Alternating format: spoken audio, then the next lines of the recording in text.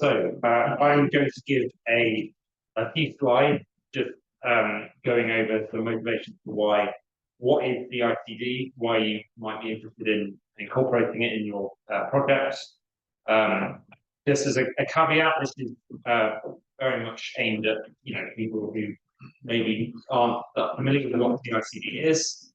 So if you are sort of experts in using AI for DevOps workflows and things like that, then it might not be as suitable. But hopefully you're here because you want to get a general idea of why to implement CI/CD and sort of seeing the pitfalls and like a process for developing something for a pre-existing application. So what is CI/CD? So CI/CD, CI stands for continuous integration, CD is continuous delivery or deployment. Generally, you can think of it as automating away the boring, repeatable tasks that ensure that code is robust and reusable.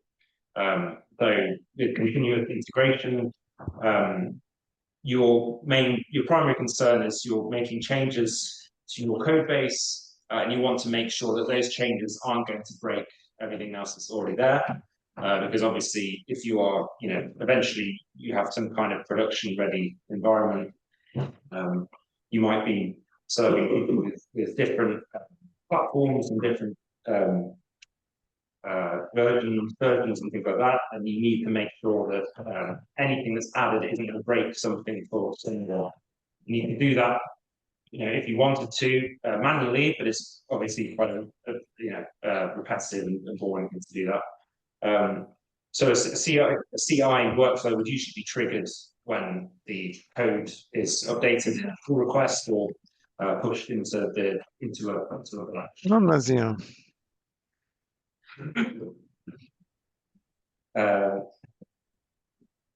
So you'll have a workflow and you make a change and you want to see all your predefined tests and things in that workflow if it's going to be a pass or a fail situation, and that lets you know if you need to fix something or and go back and then try and make another change to until you're going to get a pass, and then you can proceed to the sort of continuous delivery and deployment where you might be triggered by code being merged into the production branch or tagged for a release, and then you want to somehow package it up and depending on what control measures you want to implement. But as I said, you can then, because of these runners, you can ensure that the code is working on a variety of operating systems, but code versions. So the sort of dummy package which we'll be demoing here is Python. So you can ensure that it's works on a variety of Python versions. As I mentioned before, you'd use CI/CD because it can be boring, tedious, and potentially forgotten about, and that's how bugs can slip into production. You have fully customizable triggers, so it's bespoke for whatever your use case is, your environment. And very importantly, it contributes to making your software fair, particularly reproducible, because you are ensuring that you are covering a variety of different use cases. You are making sure it's going to be repeatable and reusable for a wide variety of users. So why would you use GitHub Actions? If you go back sort of 10, 15 years, there were a variety of different services, Private, Jenkins, Bamboo, they still exist in some form, but a lot of them have put up various paywalls for using them. You might use GitHub Actions because GitHub is ubiquitous, and a lot of people's code is already there, and it doesn't involve another third-party integration to get the CI/CD workflows integrated into them.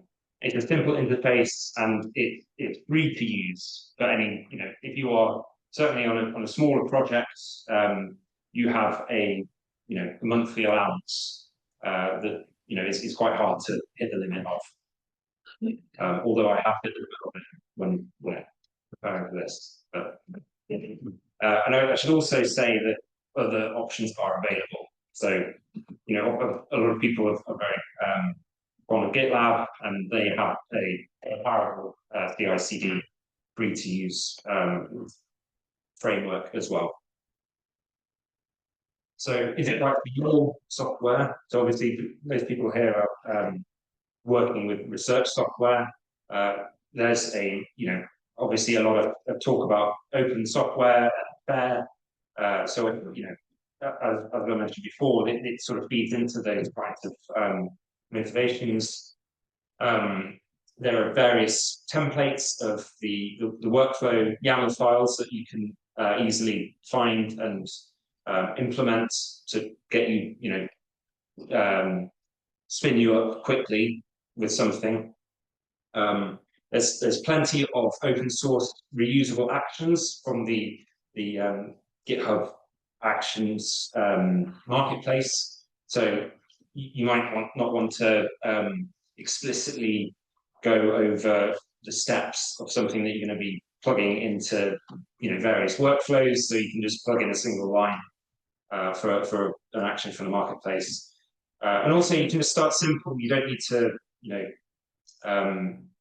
you can focus firstly on automating tests. When in a CI workflow, you don't even need to implement CD to start, and you can worry more about that when you get towards a production release of whatever your product is. So for this walkthrough, I'm going to start with a template repo, and I'm going to share the QR code for that in a moment. And it's basically a very simple Python package with tests, and it can be installed locally by Git cloning if you want to. But there's no CI/CD whatsoever at the start. I'm going to use GitHub code spaces, so it means it's essentially like a VS Code instance running in the browser. I will sort of try and live code in the carpentry style, incremental steps of building these workflows, and try and come up with examples for issues that you're likely to come across to motivate various steps in your workflow. So yeah, there's a visualization of that. You start with a sort of local repo. You add your CI steps in your workflow, and you come across various failures. You refactor your code to ensure these pass. Eventually, you get to the point of adding your CD, and just for the purposes of this demo, we'll just be basically building and publishing to PyPI for that. Anyway, here is the link to the repository, and I'm now going to go and start. Really about that.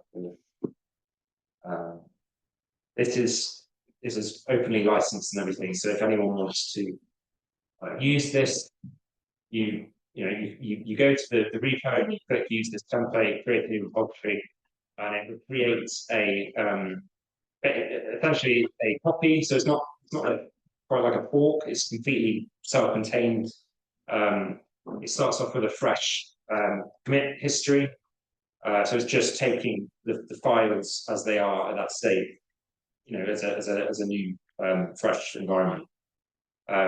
So from here, you go to code, and what I've done is I've pre-created a code space for you, and I'll open it here. So here is the code that we had before. Right, but I'm going to go through a series of steps now. So what we've got our terminal, we've got our sort of source files here. This is, as I mentioned, this is Python. We've got a sort of basic arithmetic addition function that's been defined. We've got empty workflows. We've got the MIT license that I mentioned. We've got the setup.py to allow you to build it and install it, and development requirements. And also tests. So this is just a very simple test to make sure that the sum nested hints function is doing what it's supposed to be doing. But essentially, it can take any level of nesting in its arguments, and it will flatten it out and provide the integer sum of all of those. So I want to basically start off with a very simple CI workflow, and take that.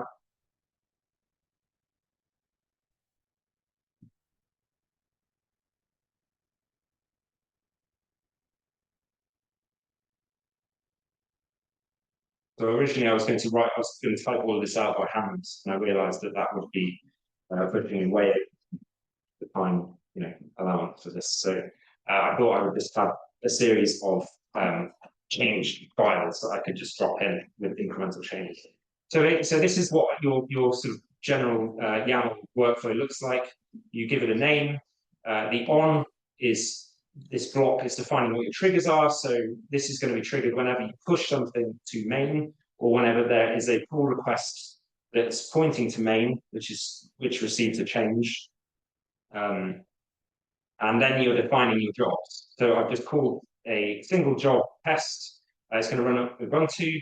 It's going to check out the code using one of these reusable actions from the marketplace. And it's going to set up Python. And this with command allows you to provide an additional parameter to that. So I'm saying I want to start it. Initially, I'm just building this for Python 3.10.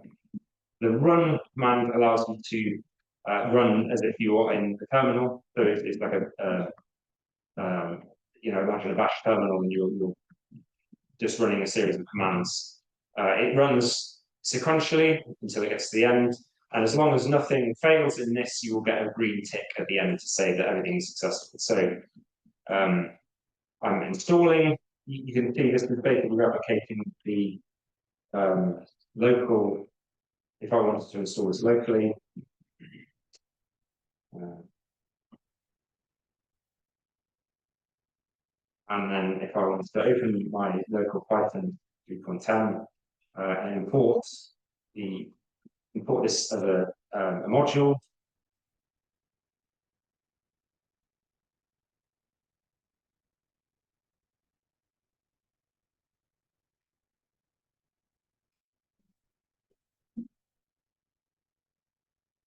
And then if I run this list with a series of integer arguments, it will just flatten it and sum them. So that's just running locally. So I'm basically creating, this is going to create a runner job, install everything in the same way, and just try and check that the module has installed correctly. And I'm going to just push that back up.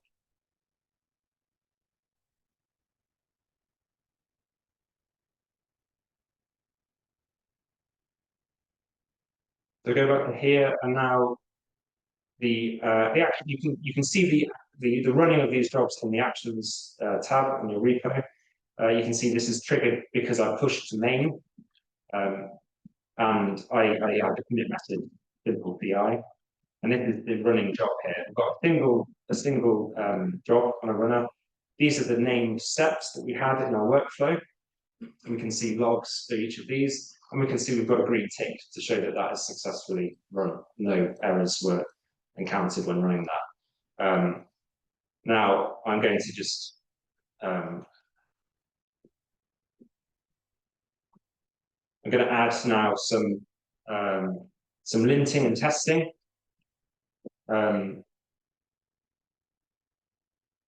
So I've added another step for linting. I've already, I've verified locally that Flake 8 is not throwing any errors, so I expect this to be a green tick as well.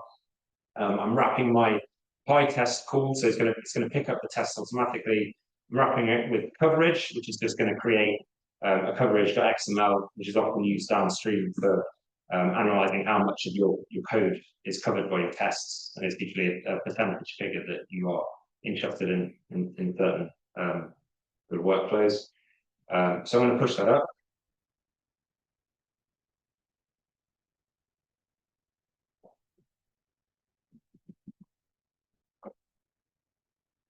And we'll see another CI workflow job is running, and we've got the lints and the test set there as well.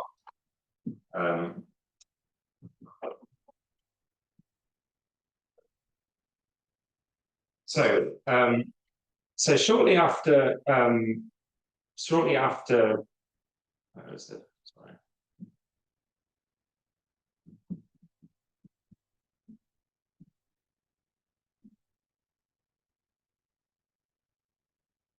Shortly after making this change, the user comes by and has asked, does your code work with Python 3.9? Everything so far has just been locally and in the CI, we've just been focused on Python 3.10. So what we can do is what's called a version matrix. So we'll add a version matrix to our CI workflow. And now we add this new block called strategy. And the matrix is the Python versions 3.9 and 3.10. And this is essentially going to create two different runners now, and each of them is going to go through this workflow simultaneously. The fail fast option, false means that it won't kill all the jobs if one single failure is encountered. So, for example, if we have multiple jobs in the matrix and one hits an early failure, we might want to kill everything quickly for efficiency reasons. So I'm going to push that up.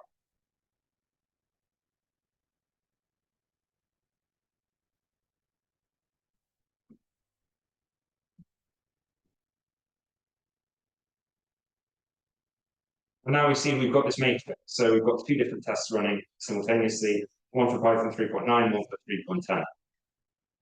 3.10. Soon after, another user has said that they want support for later versions of Python because 3.9 is soon to be deprecated. So why don't we add, we can add 3.11 and 3.12 to this.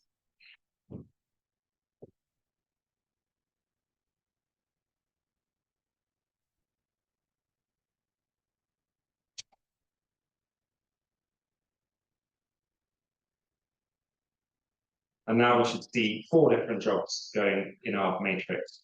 It's worth bearing in mind here, each of these runners is using CPU time. And each of this, as I mentioned, there is a free allowance for this, but if you have more and more complex workflows and more runners, and they're being triggered more frequently, you're going to soon start to hit your limit. We can see here that everything passed apart from the 3.12.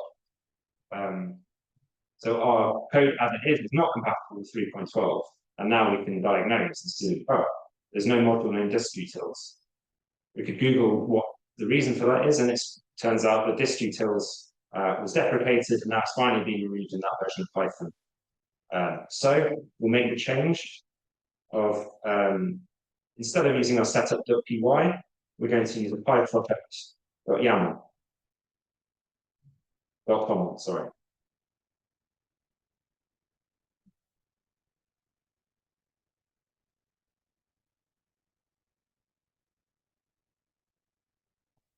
So this basically replaces the setup.config setup.py. You've got you might have seen in one of the earlier talks.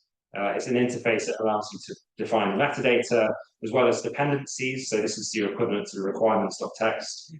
This is like a dev requirements.txt. You can install as optional dependencies. You're telling it where to find your source packages. So this is in the source directory. So I'm going to push that up, and I will also remove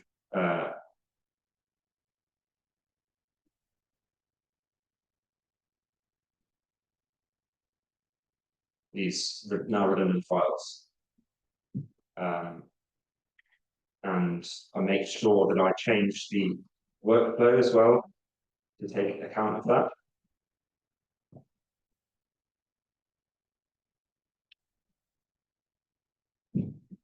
So now everything is handled in a single step. You can use pip install now with the pyproject.toml to install everything, the dependencies, I've got a separate step here, a separate line to install dev dependencies as well. And I removed this Python setup.py install. So I'm going to push all those changes.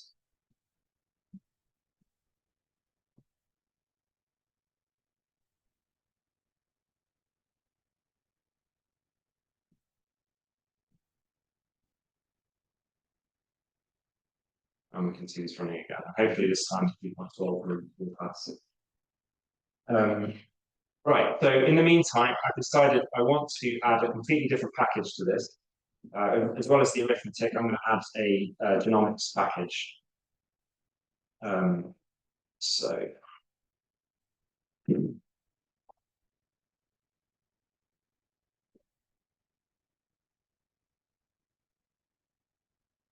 and for anyone who's familiar with genomics, this relied on something called bedpool, or the Python wrapper, the PyBedpool. It takes a what's known as a bed file. So this is like a it describes where features appear on genome, and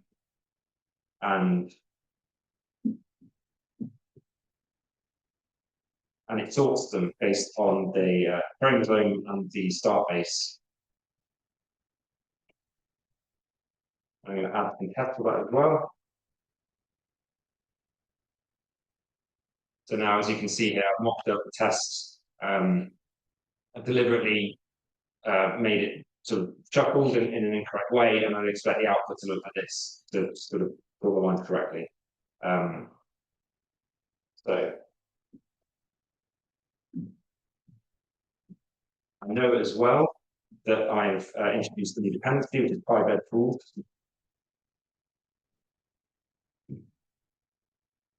So I'm going to add that to my Py project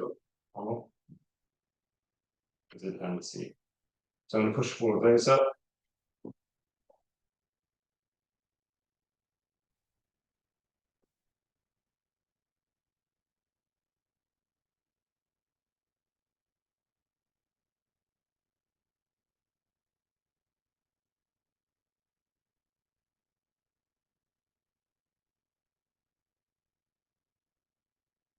So when you know, you might try to run this yourself, and you notice that the function works okay if you're installing it locally. But in the BI, in the runner, we might see something go wrong. Let's just wait for this one.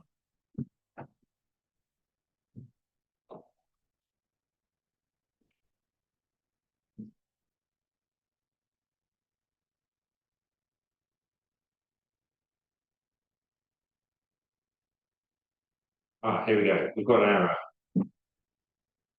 But this is not implemented. Please install a more recent version of bedtools and re-import to use this method. So when running this locally, because we've had bedtools as a system dependency installed for many months, we completely neglected to ensure that our we've installed this. So check something for 1 second. Yeah, sure. So.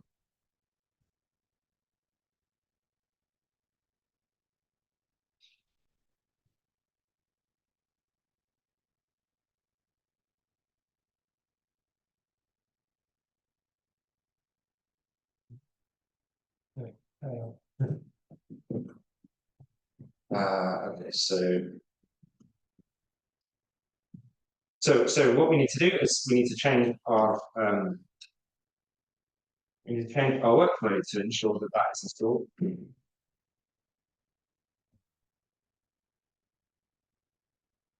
And we're going to install it as another direct system sudo apt install. We're using Ubuntu latest, so we should expect this to pass. And that should result in. I'll also add a note in the README that now we've found a. We need to let our users know that there is a system dependency that they need to have installed when running this package. They can't just rely on pip installs.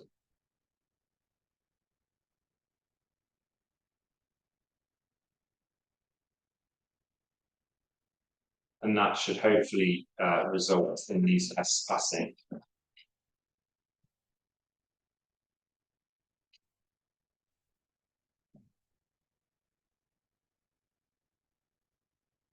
Is there a way to get this to go down?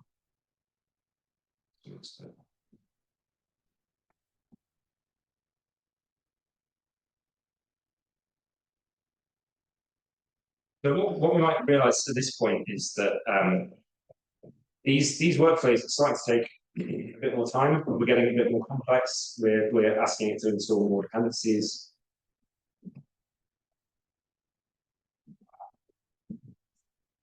And every time we're doing this, when we're installing these dependencies across each of these runners, it's going through from scratch again. It's downloading each of these individual pip dependencies to install them. And this is repetition we don't necessarily need to do. We can use caching, and that saves us both time and valuable CPU hours as well.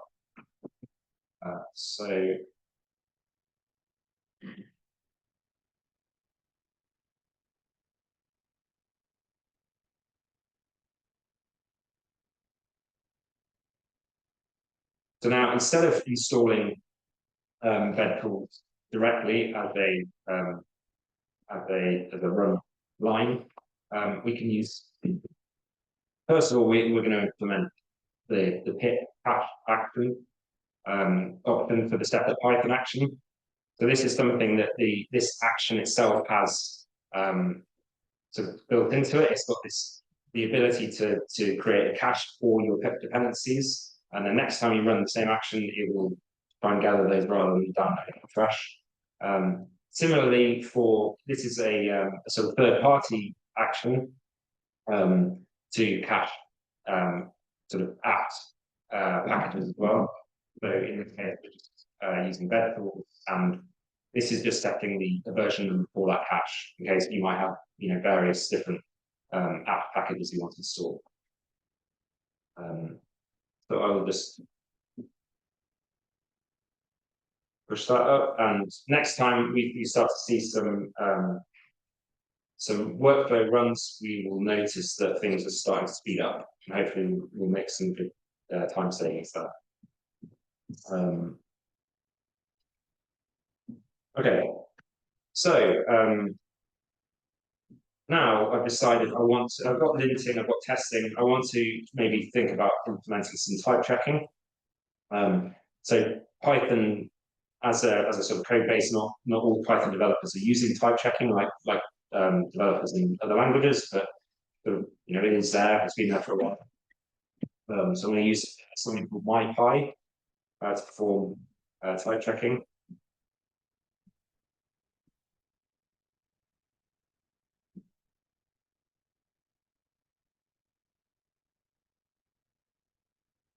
I'm adding an additional step now. So just running MyPy in the whole code base, and I add some configuration for MyPy as well in the Py project.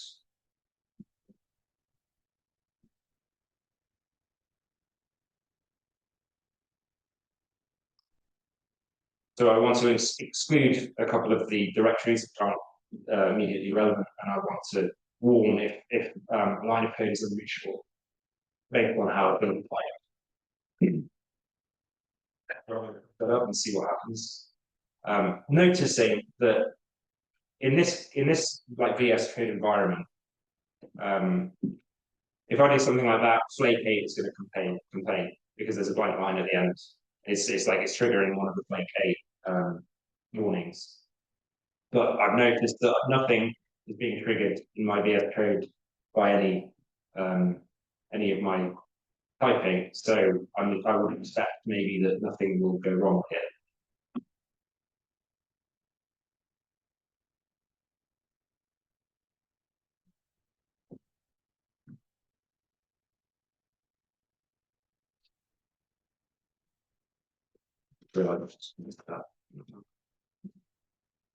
That will throw an error like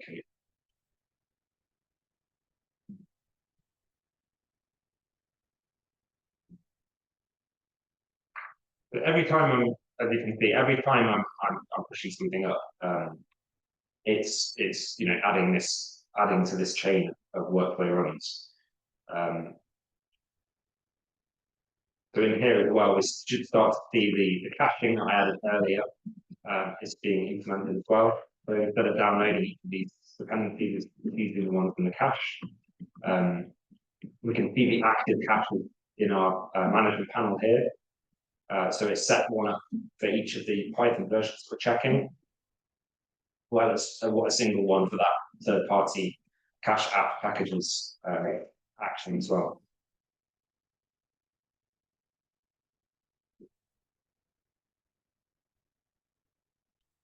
And this time the type checking has failed because the statement is unreachable. An addition.py line 11. So I relied on my VS Code to warn me if my Pi wasn't acting up, and I pushed a change. And luckily, my CI workflow has caught it, and it's told me that this has failed, even though my ID failed to do that. And I've had this in real world scenarios where I've got, even with the MyPy or whatever type checking extension in VS Code installed, it doesn't always play nicely with the other linters that you have activated. So it's a kind of a lesson in making sure you're not just relying on your sort of IDE to check these things for you. It's good to have a second pass of a CI workflow like that. So I can make the change to this to make sure that the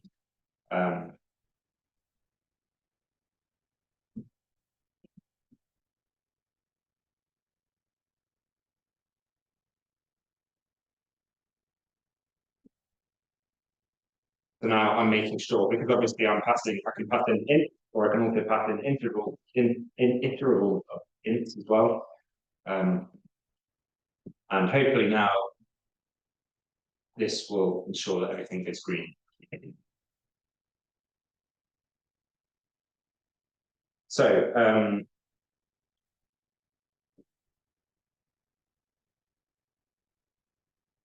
I've decided I want to make an improvement to this function. At the moment, I've got this flattening logic sort of embedded in what is quite a specific use case. And I might decide that I want to break that out. Oops.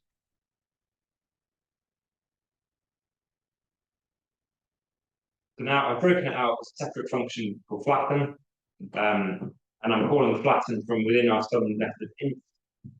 And then I'm sort of turning that into a NumPy array and summing over that to produce my integer.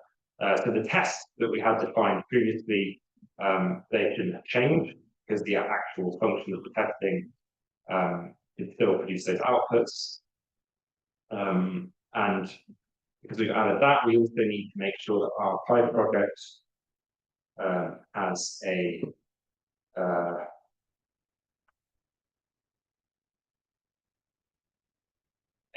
NumPy dependency as well, because we're introducing a new package. And yes.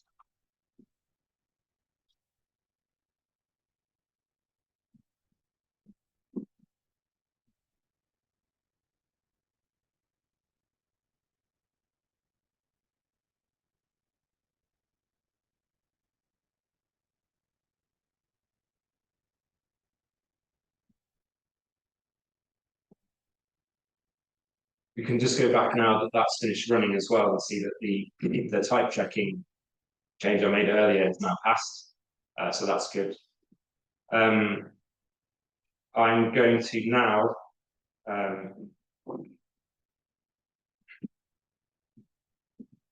quickly go. So I'm running out of time. So I'm going to go to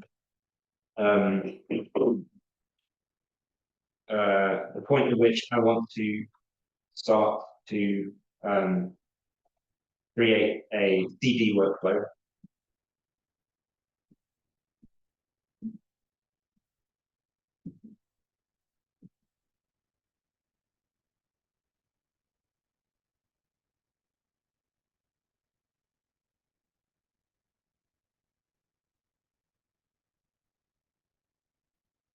So now I'm happy with my CI workflow.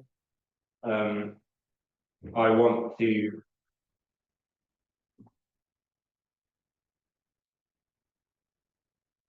I'm thinking about getting my code published. So I'm going to create using a very simple template. I'm going to create a build and publish CD workflow. Same syntax as before. This time the trigger is on release of so it's when I create a release in GitHub, it's going to trigger this. It's going to build the package, and then it's going to then use another third party action to publish to PyPI. You set an API token in your repository's settings in secrets and variables actions. I did this earlier, and this is something that you create in your PyPI account as well, just to handle authentication there. So I'm going to push that up, and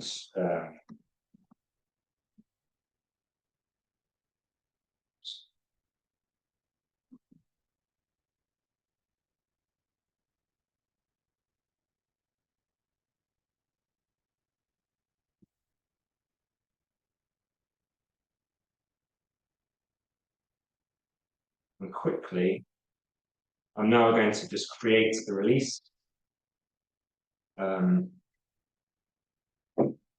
So if you've done this before, this is a manual process within GitHub. I'm going to publish that and check that CD workflow has been triggered. You can see here that the name CD is reflected in this line of the workflow runs. And we've just got that single job to build the code and publish that up to PyPI. And if everything's gone okay, that should work. One of the pitfalls that I've fallen into with this is thinking that maybe I could find a clever way of auto releasing, such as if I merge code and it has a particular assembler, a major or something like that, and it will auto release and do this for me. I realized soon that this was incredibly inflexible, and sometimes it's best not to. Oh, I know what's happened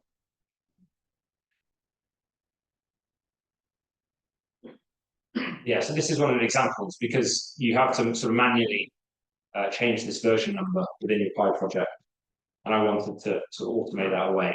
But sometimes it's best to have actual human manual intervention with these sorts of things.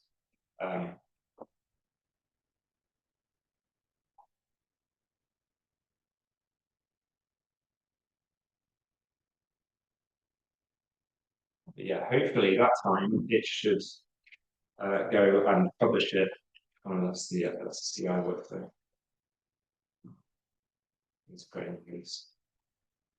Sorry, that's live teething issues.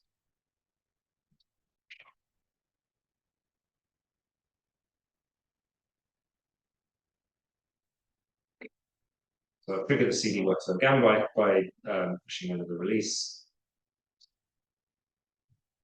There we go. And this is the manual approach for this would be using something like Prime to push up manually in a terminal whenever you want to publish that in PyPI. Obviously, next steps after this in the CD workflow would be things like having a Docker file and sending to Docker Hub, or sort of integrations with Ansible or Kubernetes, and deploying to a live production server. And obviously that's beyond the scope of this. But yeah, hopefully very quickly now I should be able to see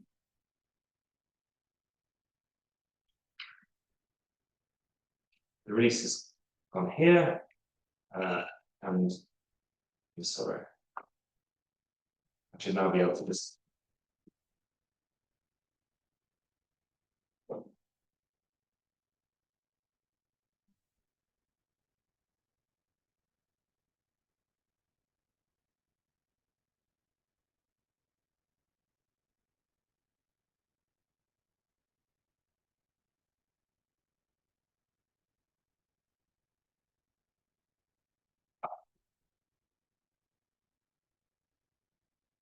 Anyway, that should have worked. We'll have to do it. But yeah, okay.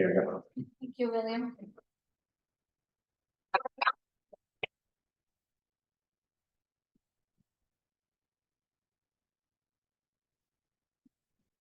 That one is- Because he didn't use sudo.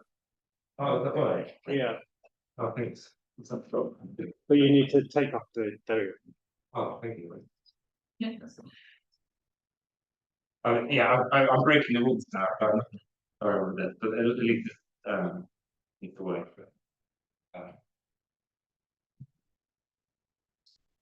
Should we be using the slide though? Yeah. Yeah, I was too lazy to get off inside this morning. The caching then, but is there then a way somewhere that is stored and for how long? Yeah, so it's that's a good question. I'm not entirely sure how long it's stored for.